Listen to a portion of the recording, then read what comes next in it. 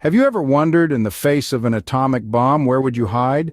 The answer lies within the protective confines of a well-constructed atomic bunker, a haven amidst potential nuclear disaster. But how does one construct such a life-saving fortress? Let's delve into the details. The first step in constructing an atomic bunker is choosing the right location. This spot must balance accessibility with security. Ideally, it's hidden, away from towering trees that might threaten its integrity. With the perfect location secured, it's time to start digging. With the location secured, the real work begins. It's time to start digging. The bunker needs to be deep enough to shield you from harmful radiation, yet not so deep that it becomes unstable.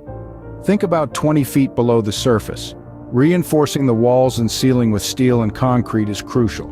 This isn't your average backyard project. It's a fortress against the unthinkable. Remember, the bunker's strength lies not just in its depth, but in its structure. Now that we have our hole, it's time to make it livable. A hole in the ground is just a hole until you make it a home. To transform your bunker into a livable space, you must consider several key components. First, a ventilation system to ensure a constant supply of fresh air. Second, radiation detectors for safety. Third, ample storage for food and water, vital for survival. Fourth, a waste disposal system, crucial for hygiene. Lastly, comfortable living quarters for you and your family. With all these components, our bunker is now ready for the unthinkable. Our bunker, now complete, stands ready to protect us from the unthinkable. We've chosen the location, constructed the bunker, and outfitted it.